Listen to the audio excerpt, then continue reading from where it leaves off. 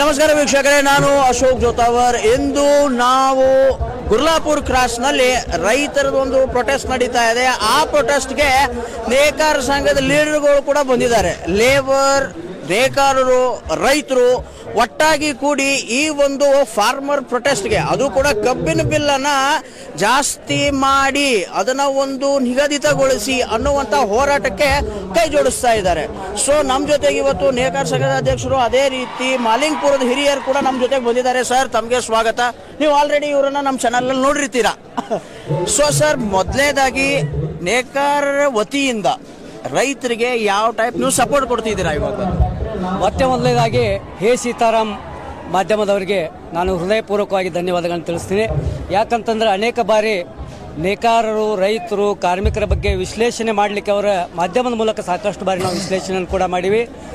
ಕಟ್ಟಕಡೆ ಜನರಿಗೆ ತಲುಪಿಸುವಂತಹ ಒಂದು ಧ್ವನಿ ಮಾಧ್ಯಮವಾಗಿ ಅವರು ನಮ್ಮ ಜೊತೆ ಕೆಲಸ ಮಾಡ್ಯಾರ. ಇವತ್ತು ರಾಜ್ಯದ ಬೆಳಗಾವಿ ಅತಿ ದೊಡ್ಡ ಜಿಲ್ಲೆಯ ಮೂಡಲಗಿ ತಾಲೂಕಿನ ಗುರ್ಲಾಪುರದೊಳಗೆ ನಾವೆಲ್ಲ ಇದ್ದೀವಿ. ಇಲ್ಲಿ ರಾಜ್ಯದ ಸಂಪೂರ್ಣ ರೈತರ ಸಮಸ್ಯೆಯನ್ನು ಇಟ್ಟುಕೊಂಡು ಒಂದೇ ಒಂದು ಬೆಳೆಗೆ ನಿಗದಿಯನ್ನು ಕೇಳಕತ್ತಾರೆ. ಈಗ ಈ ಒಂದು ಕಿಚ್ಚು ಪ್ರಾರಂಭವಾಗಿ ನಾಳೆ ಗೊಂಜಾಳದ ಬೆಲೆನೂ ಕೇಳ್ತೀವಿ, ಹತ್ತಿ ಬೆಳೆಗೂ ಕೇಳ್ತೀವಿ, ರೇಷ್ಮೆ ಬೆಳೆಗೂ ಕೇಳ್ತೀವಿ. ಯಾಕೆ ನಾವು ಸಹಿತ ನೇಕಾರರ ಅವ್ರ ಜೊತೆ ಇರ್ತೀವಿ ದಿನಂಪ್ರತಿ ಬೀದಿ ಮೇಲೆ ಅಂತಂದ್ರೆ, ರೇಷ್ಮೆಯನ್ನ ಬೆಳೆದು ಕೊಟ್ಟ ಮೇಲೆ ನಾವು ನೇಕಾರರು ರೇಷ್ಮೆ ಸೀರೆಯನ್ನು ತಯಾರು ಮಾಡ್ತೀವಿ. ಹತ್ತಿಯನ್ನ ಬೆಳೆದು ಕೊಟ್ಟ ಮೇಲೆ ಈ ಒಂದು ಹತ್ತಿ ಬಟ್ಟೆಯನ್ನು ನಾವು ನೇಕಾರ ತಯಾರು ಮಾಡ್ತೀವಿ. ಅವರು ಈ ಎಲ್ಲಾ ಬೆಳೆಗಳನ್ನು ಬೆಳೆದು ಕೊಟ್ಟ ಮೇಲೆ ನಾವು ಬಟ್ಟೆಯನ್ನು ತಯಾರು ಮಾಡಿ ನಿಮ್ಮನ್ನೆಲ್ಲ ಸುಂದರವಾಗಿ ಮಾಡ್ತೀವಿ. ನಾವು ನೇಯ್ದು ಕೊಟ್ಟಂತ ಕಟ್ಟಿ ಬಟ್ಟೆಯನ್ನು ನೀವು ಹಾಕೊಂಡು AC ಗಾಡಿ ಒಳಗೆ ತಿರುಗಾಡಿರ್ಬೋದು, AC ರೂಮ್ನ ಹಾಕೊಂಡಿರ್ಬೋದು. ನಾವು ಕಟ್ಟುವಂತ ತೆರಿಗೆ ಹಣದೊಳಗೆ ನೀವೆಲ್ಲ ಇದನ್ನ ಮೋಜು ಮಸ್ತಿ ಮಾಡಕತ್ತೀರಿ.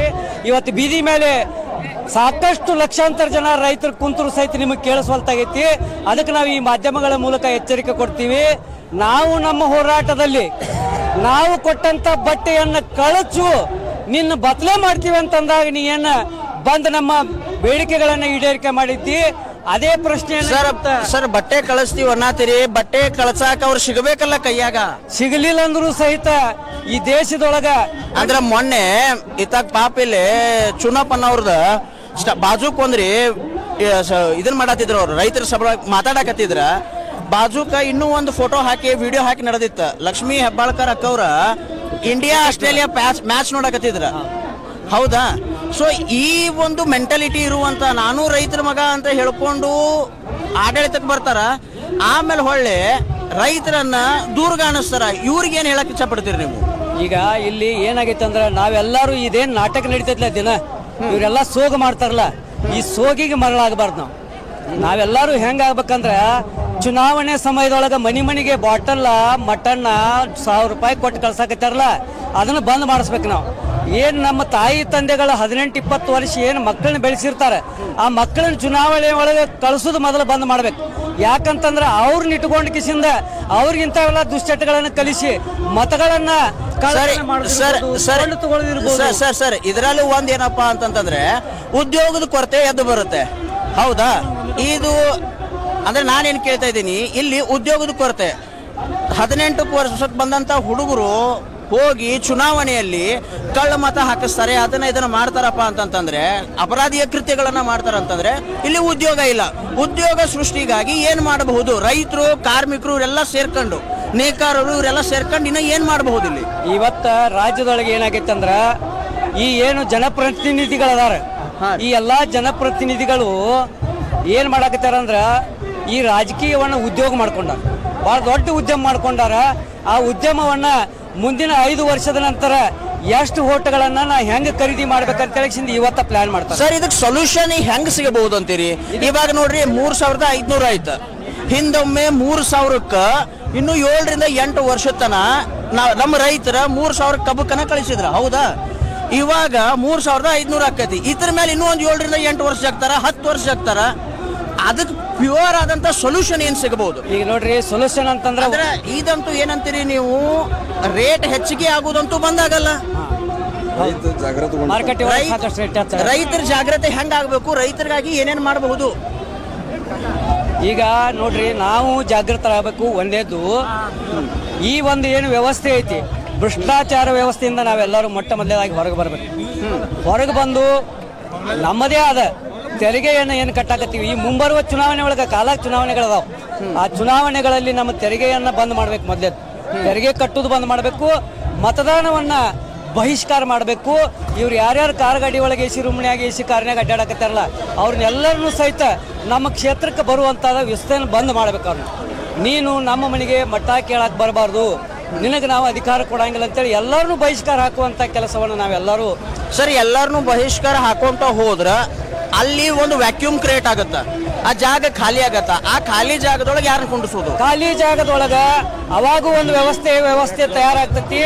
ನಮ್ಮ ಪ್ರಾಮಾಣಿಕ ಏನು ನಮ್ಮೆಲ್ಲ ರೈತರಿರ್ಬೋದು, ನೇಕಾರರಿರ್ಬೋದು, ಕಾರ್ಮಿಕರಿರ್ಬೋದು, ಅವ್ರ ಕೈ ಒಳಗೆ ಆಡಳಿತವನ್ನು ಕೊಡುವಂತ, ಯಾಕಂದ್ರೆ ಅಧಿಕಾರ ವಿಕೇಂದ್ರೀಕರಣ ಇಲ್ಲ ಇಲ್ಲಿ ತನಕ. ಒಬ್ಬ MLA ಆದಂದ್ರೆ 20 ವರ್ಷ 30 ವರ್ಷ ಅವ ಇರಬೇಕು, ಅವ್ರ ತಾಯಿ ಅವ್ರ ಮಕ್ಕಳನ್ನ ಮಾಡಬೇಕು. ಈ ಎಲ್ಲ ವ್ಯವಸ್ಥೆ ಐತಿ. ಆ ವ್ಯವಸ್ಥೆಯನ್ನು ಧಿಕ್ಕರಿಸಿ ನಾವೆಲ್ಲ ಇವತ್ತು ಈ ಹೋರಾಟವನ್ನು ಮುಂದುವರಿಬೇಕಾಗೈತಿ. ಈ ರೀತಿಯಾದ ಹೋರಾಟ ಬೇರೆ ಬೇರೆ ಸ್ವರೂಪಗಳನ್ನು ಪಡ್ಕೊಂಡು ಇಡೀ ರಾಜ್ಯ ಇರ್ಬೋದು, ದೇಶದ ತುಂಬೆಲ್ಲ ಹೋರಾಟದ ಒಂದು ಜಾಗೃತಿಯನ್ನು ನಾವು ಇವತ್ತು ಮಾಡಬೇಕಾಗೈತೆ ಅಂತೇಳಿ ನಾವು ಈ ಒಂದು ಹೋರಾಟದ ಮೂಲಕ ಒತ್ತಾಯವನ್ನು ಮಾಡ್ತೀವಿ. ಸರ್ ಇದಕ್ಕಿಂತ ಒಂದು ಒಳ್ಳೆ ಸೊಲ್ಯೂಷನ್ ಏನಾದರೂ ಆಯ್ತಾ? ಕಾರ್ಮಿಕರಾಗ್ಲಿ, ರೈತ ಸಂಘದವರಾಗ್ಲಿ, ನೇಕಾರರಾಗ್ಲಿ ಇವರೆಲ್ಲ ಕೂಡ್ಕೊಂಡು ಇನ್ನೊಂದು ಏನಾದರೂ ಒಂದು ಸೊಲ್ಯೂಷನ್ ಇದಕ್ಕೆ ಬರಬಹುದಾ? ಫ್ಯಾಕ್ಟ್ರಿಗಳಿಗೆ ಏನಂತೀರ ನೀವು, ನಮ್ಮ ಕಬ್ಬನ್ನು ತಗೋರಿ, ನಮಗೆ ಉದ್ಧಾರ ಮಾಡ್ರಿ ಅಂತ ಹೇಳಿ ಅವ್ರನ್ನ ಕೇಳೋಕೆ ಒಂದು ಏನ್ರ ಒಂದು ಬೇರೆ ಸೊಲ್ಯೂಷನ್ ಸಿಗಬಹುದಾ? ಈಗ ನಿಮ್ಗೆ ಒಂದು ಗೊತ್ತಿರಲಿ, ಪರಿಸ್ಥಿತಿ ನಮ್ದು ಏನಾಗೈತೆ ಅಂದ್ರೆ, ಮೊದಲ ನಾವು ಉದ್ಯೋಗ ಮಾಡಲಾರ್ದಕ್ಕೆ ಬೇರೆ ರಾಜ್ಯದಿಂದ ನಮ್ಮಲ್ಲಿ ಉದ್ಯೋಗ ಮಾಡಕ್ಕೆ ಬರಕತ್ತೆ. ಉದಾಹರಣೆಗೆ ನೇಕಾರದೊಂದು ಹೇಳ್ತೇನೆ ನಾ ಇವತ್ತು. ನಾವು ನೇಕಾರರು ಭಾಳಷ್ಟು ವೈಜ್ಞಾನಿಕವಾಗಿ, ಆಮೇಲೆ ಬೇರೆ ಬೇರೆ ಕರಕುಶಲತೆಯಲ್ಲಿ ಸಾಕಷ್ಟು ನೈಪುಣ್ಯತೆ ಹೊಂದಿದವರು ಇದ್ರೂ ಸಹಿತ ನಮಗೆ ಸಾಕಷ್ಟು ವೈಜ್ಞಾನಿಕ ಕೂಲಿ ಸಿಗವಲ್ತು. ನಮಗೆ ವೈಜ್ಞಾನಿಕ ಕೂಲಿ ಸಿಗಲಾರದ ಹಿನ್ನೆಲೆಯಲ್ಲಿ ಬೇರೆ ರಾಜ್ಯದವರು ಬಂದ ಕಡಿಮೆ ಕೂಲಿಗೆ ಕಡಿಮೆ ಕೂಲಿಗೆ ಅವ್ರು ಕೆಲಸ ಮಾಡೋದ್ರಿಂದ ಇವತ್ತು ನಮಗೆ ನಿರುದ್ಯೋಗ ಸೃಷ್ಟಿ ಆಗತ್ತೆ. ಈ ನಿರುದ್ಯೋಗ ನಿರ್ವಹಣೆ ಮಾಡ್ಬೇಕಂದ್ರೆ ನಾವು ಮೊದಲ ನಮ್ಮ ನೈಪುಣ್ಯತೆಯನ್ನ ವೈಜ್ಞಾನಿಕವಾಗಿ ನಾವು ನಮ್ಮ ಬೆಲೆಯನ್ನ ಅಥವಾ ಕೂಲಿಯನ್ನು ತಗೊಳ್ಳಿಕ್ಕೆ ಸಾಕಷ್ಟು ಬದಲಾವಣೆಗಳನ್ನು ನಾವು ಇವತ್ತು ಮಾಡ್ಕೋಬೇಕಾಗೈತಿ. ಇದನ್ನ ಆಧಾರವಾಗಿ ಇಟ್ಕೊಂಡು ಇವತ್ತು ನಮ್ಮ ಜನಪ್ರತಿನಿಧಿಗಳು ನಮ್ಮನ್ನ ಮೋಸ ಮಾಡಾಕತ್ಯಾರ, ನಾಟಕ ಮಾಡಾಕತ್ಯಾರ, ಪ್ರತಿದಿನ ಒಂದು ಬಣ್ಣ ಹಚ್ಕೊಂಡು ಅಡ್ಡಾಡಕತ್ಯಾರ. ಸರ್ ಇನ್ನೊಂದು ಪ್ರಶ್ನೆ, ಇಲ್ಲೆಲ್ಲ ಒಬ್ರು ನೇಕಾರ ಇದು ಸಮುದಾಯದ ಲೀಡರ್ ಆಗಿ, ಆಮೇಲೆ ಅದರ ಜೊತೆಗೆ ಲೇಬರ್ ಕ್ಲಾಸದ ಒಬ್ಬ ಲೀಡರ್ ಆಗಿ ತಾವು ಕೂಡ ಒಂದು ಪ್ರಶ್ನೆ ಕೇಳ್ತೀನಿ, ಕಬ್ಬು ಒಂದೇ ಬೆಳೆ ಐತೇನ್ರಿ? ಇವತ್ತು ನೋಡ್ರಿ ಸಾಕಷ್ಟು ಬೆಳೆಗಳದಾವು. ನಾವು ಇವತ್ತಿಲ್ಲಿ ಕೂಡಿದ್ದು ಕಬ್ಬಿನ ಬೆಲೆ ನಿಗದಿ ಮಾಡ್ರಿ ಅಂತೇಳಿ 4 ರಿಂದ 5 ವರ್ಷ ಆತ್ ಕೇಳಾಕತ್ತೆ. ಎಲ್ಲ ಜಿಲ್ಲೆಗಳ ಹೋರಾಟ ಅದು, ಎಲ್ಲ ಅಧಿವೇಶನದೊಳಗೆ ಹೋರಾಟ ಅದು. ಇವತ್ತು ಇದರ ಆಧಾರದ ಮೇಲೆ ಮುಂದಿನ ದಿನಮಾನದೊಳಗೆ ನಾವು ಗೊಂಜಾಳ ಬೆಲೆಗೂ ಕೇಳಬೇಕು, ಗೋಧಿ ಬೆಲೆಗೂ ಕೇಳಬೇಕು, ಅರಿಶಿನ ಬೆಲೆಗೂ ಕೇಳಬೇಕು. ಎಲ್ಲ ಬೆಳೆಗಳಿಗೂ ಕೂಡ ಇದಕ್ಕೆ ಸೊಲ್ಯೂಷನ್ ಏನ್ರಿ ಸರ್? ತಾವು ಖಾದಿ ಬಟ್ಟೆಗಳನ್ನು ನೇಯ್ತೀರಿ, ಗಾಂಧಿ ಸೊಲ್ಯೂಷನ್ ಅಂತ ಅನ್ಸಂಗಿಲ್ರಿ ನಮ್ಗೆ ಇದ್ರೊಳಗ? ಈಗ ಮಧ್ಯವರ್ತಿಗಳ ಹಾವಳಿ ಬಹಳಷ್ಟು ಐತಿ. ಆ ಮಧ್ಯವರ್ತಿಗಳನ್ನು ಸೃಷ್ಟಿ ಮಾಡೋರು ನಮ್ಮ ಜನಪ್ರತಿನಿಧಿಗಳ. ಇವತ್ತು ಉದಾಹರಣೆಗೆ ನಿಮಗೆ ಗೊತ್ತಿರಲಿ, ಒಬ್ಬ MLA ಏನ್ ಮಾಡ್ತಾನಂದ್ರೆ, ನೇಕಾರ ಸಾಕಷ್ಟು ನೈಪುಣ್ಯತೆಯಿಂದ ತಯಾರು ಮಾಡಿದಂತ ಬಟ್ಟೆಯನ್ನ ಮಾರ್ಕೆಟ್ನೊಳಗೆ ಬಿಡಾಕ ಆಗಲಾರ್ದ ತನ್ನ ಜೊತೆಗಾರರಿಗೆ ಅದಕ್ಕೆ ವ್ಯವಸ್ಥೆಯನ್ನು ಮಾಡಿ ಕೊಟ್ಟಿಸಿಂದ ಆ ನೇದಂತ ಬಟ್ಟೆಯನ್ನು ಖರೀದಿ ಮಾಡಿ ಮಾರುಕಟ್ಟೆ ಒಳಗ ನಮಗಿಂತ 5 ಪಟ್ಟು ಹೆಚ್ಚು ಅದನ್ನ ಬೆಲೆ ಕೊಟ್ಟಿಸಿಂದ ಕೊಳ್ಳುವಂಗ ಮಾರುವಂಗ ಒಂದು ಇವತ್ತು ವ್ಯವಸ್ಥೆಯನ್ನು ಮಾಡ್ಯಾರ. ನಿಮಗೆ ಉದಾಹರಣೆಗೆ ಅಂತಂದ್ರೆ ಇವತ್ತು ಅದಾನಿ ಅಂಬಾನಿ ಸೇಮ್ ನಡೆದ್ರಿ ಸರ್, ರೈತರ ಜೋಡಿನೂ ಅದ ಸೇಮ್ ನಡೆದ ಸರ್. ನೋಡ್ರಿ, ಫ್ಯಾಕ್ಟ್ರಿ ಕಟ್ಟವ್ರು ಯಾರು? ರೈತರು ಸೇರ್ ಮಾಡಿ ಕೊಡ್ತಾರೆ, ಆಮೇಲೆ ಕಬ್ಬು ಕೊಡ್ತಾರೆ, ಆಮೇಲೆ ಒಂದನ್ನು ಸಕ್ರೆ ಮಾಡ್ಕೊತಾನೆ 48 ತಾಸಿನಾಗ, ಮಾರ್ಕೆಟ್ ಮಾಡ್ತಾನೆ 48 ತಾಸಿನಾಗ. ರೊಕ್ಕ ಇವ್ರದನ, ಇವ್ರು ಶೇರ್ ಮಾಡಿ ಫ್ಯಾಕ್ಟ್ರಿ ಕಟ್ಟಿ ಕೊಡ್ತಾರು. ಮಾಲಕ ಮಕ್ಕನ ಜಮೀನು ನಮ್ದ, ನಮ್ಮ ಜಮೀನ ಸರ್ಕಾರದ ಮೂಲಕ ತಗೋತಾನ, ಸರ್ಕಾರ ನಮ್ದ. ಆದ್ರ ಈ ನಿಜವಾಗಿ ಇಲ್ಲಿ ಏನ್ ಮಣಿ ಇರ್ಲಾರ್ದ ಸಾಕಷ್ಟು ಜನ ಅದಾರ, ಬೀದಿ ಮೇಲೆ ವಾಸ ಮಾಡಾಕತ್ತಾರ. ಅಂತವ್ರಿಗೆ ಜಾಗ ಕೊಡಕ್ ಜಾಗ ಇಲ್ಲ ಇವ್ರಿಗೆ.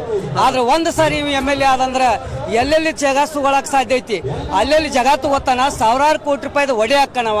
ಹೆಂಗ್ ಹಾಕಣಂದ್ರ ಮಂದಿ ಎಲ್ಲ ರೊಕ್ಕ ತಗೋತಾನ. ಸೊಸೈಟಿ ಕಟ್ತಾನ, ನಮ್ ಜನ ಹೋಗಿ ಎಲ್ಲ ರೊಕ್ಕ ಇಡ್ತಾರ. ಕೋಆಪರೇಟಿವ್ ಸೆಕ್ಟರ್ದಾಗ ಬರ್ತಾನ, ನಮ್ ಜನ ಹೋದ್ ರೊಕ್ಕ ಇಡ್ತಾರ. ನಮ್ಮನ್ನು ಮರಳು ಮಾಡಿ ಎಲ್ಲಾ ನಮ್ಮ ಕಡೆಯಿಂದ ದುಡ್ಡು ಕಸ್ಕೊಂಡ ಇವತ್ತು ಅವ ಮಾಲಕ ಹಾಕಿಸಿಂದ AC ರೂಮ್ನಾಗಿರ್ಬೋದು, AC ಕಾರ್ನಾಗಿರ್ಬೋದು, ಹೆಲಿಕಾಪ್ಟರ್ ತಗೋಬಹುದು, ಪ್ರೈವೇಟ್ ವಿಮಾನ್ಯಾಗ ಅಡ್ಡಾಡುವಂತ ವ್ಯವಸ್ಥೆ ಅವ್ನು ನಿರ್ಮಾಣ ಮಾಡ್ಕೊಂಡಾನ. ಆದ್ರೆ ಇವರೆಲ್ಲ ಎಷ್ಟು ಅದಾರ ಅಂದ್ರೆ 524 MP ಗಳದಾರ, 224 MLA ಗಳದಾರ. ಇವ್ರೇನು ಸಾವಿರಾರು ಗಂಟ್ಲೆ ಇಲ್ಲ. ಆದ್ರೂ ಕೂಡ ಅಲ್ಲಲ್ಲ ಆದ್ರೂ ಕೂಡ ಸಾವಿರಾರು ಕೋಟಿ ರೂಪಾಯಿ ಮಾಲೀಕರಂತೂ ಅದಾರಲ್ಲ. ಸಾವಿರಾರು ಕೋಟಿ ರೂಪಾಯಿ ಮಾಲೀಕರು ಹೆಂಗ ಆಗಾಕತ್ತಾರ ಅಂದ್ರ ನಮ್ಮ ಕಣ್ಣೊಳಗ ನಮ್ಮ ಮಣ್ಣ ನಮ್ಮ ಕಣ್ಣೊಳಗ ಹೋಗದಕ್ಕೆ ಸಾವಿರಾರು ಕೋಟಿಯ ಮಾಲೀಕರಾಗಕತ್ತಾರ ಹೊರತಾಗಿ ಅವ್ರೇನು ಪ್ರಾಮಾಣಿಕವಾಗಿ ದುಡಿದಲ್ಲ. ನಾವಿಲ್ಲಿ ರೈತರದೀವಿ, ನೇಕಾರದೀವಿ. ಬೆಳಗ್ಗೆಯಿಂದ ರಾತ್ರಿವರೆಗೆ ಪ್ರಾಮಾಣಿಕವಾಗಿ 8 ರಿಂದ 10 12 ತಾಸು ಕೆಲಸ ಮಾಡ್ತೀವಿ. ರಾತ್ರಿ ಹೆಂಡತಿ ಮಕ್ಕಳ ಜೊತೆ ನಾವು ಒಂದ ರೊಟ್ಟಿ ಖಾರ ಚಟ್ನಿ ತಿಂದ್ರು ಸಹಿತ 8 ತಾಸು ಆರಾಮ್ ನಿದ್ದೆ ಮಾಡ್ತೀವಿ ನಾವು. ಮತ್ತೆ ಬೆಳಗ್ಗೆ ಎದ್ದು ಕೆಲಸಕ್ಕತ್ತೀವಿ. ಆ ಸಮಾಧಾನ, ಆ ನಿಶ್ಚಿಂತೆ, ಆ ಶಾಂತಿ ಆ ನನ್ನ ಮಕ್ಕಳಿಗೆ ಯಾರಿಗೂ ಇಲ್ಲ, ಬರುವುದೂ ಇಲ್ಲ. ಇವಾಗ ಫೈನಲ್ ಆಗಿ ರೈತರಿಗೆ ಈ ಒಂದು 3,500 ರೂಪಾಯಿದ ಏನು ಮಾತೈತಲ್ಲ, ಇದೇನ್ರಿ ಸರ್ ಕತ್ತ ಸಿಗ್ಲಿಲ್ಲ ಅಂತಂದ್ರೆ ನೇಕಾರ ವತಿಯಿಂದ ತಮ್ಮ ಸಪೋರ್ಟ್ ಏನು ಸಿಗಬಹುದು?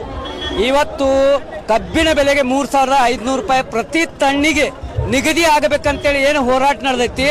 ರೈತ ಮತ್ತು ನೇಕಾರ ಈ ದೇಶದ 2 ಕಣ್ಣುಗಳು, ಲಾಳಿ ಮತ್ತು ಮೇಳಿ ಈ ದೇಶದ ಬುನಾದಿ ಇರುವ ಹೊತ್ನ್ಯಾಗ ನಾವು ಸಹಿತ ಅವರಂತೇನೆ ರೋಡ್ ಮೇಲೆ ಇಳಿದು ಅಲ್ಲಲ್ಲಿ ಬ್ಲಾಕ್ ಮಾಡಿ ಕಪ್ಪು ಬಟ್ಟೆಗಳ ಪ್ರದರ್ಶನ ಮಾಡಿ ಯಾವ ರೀತಿ ಹೋರಾಟವನ್ನು ಮಾಡಕ್ ಸಾಧ್ಯ ಐತಿ, ಆ ಎಲ್ಲಾ ಹೋರಾಟಗಳನ್ನ ನೇಕಾರರು ಕಾರ್ಮಿಕರನ್ನು ಕರ್ಕೊಂಡು ಈ ರೈತರ ಜೊತೆಯಲ್ಲಿ ಕೂಡಿ ನಾವು ಸಹಿತ ಹೋರಾಟಕ್ಕೆ ಮುಂದಾಕಿವಿ ಅಂತ ಹೇಳಿ ಇವತ್ತಿನ ಈ ಮಾಧ್ಯಮದ ಮೂಲಕ ಹೇಳಿಕ್ಕೆ ಇಚ್ಛೆಪಡ್ತೀನಿ.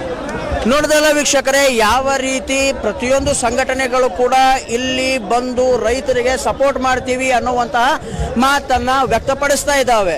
ಸೊ ಇಟ್ಸ್ ಅ ಡೇಂಜರ್ ಯಾರಿಗೆ?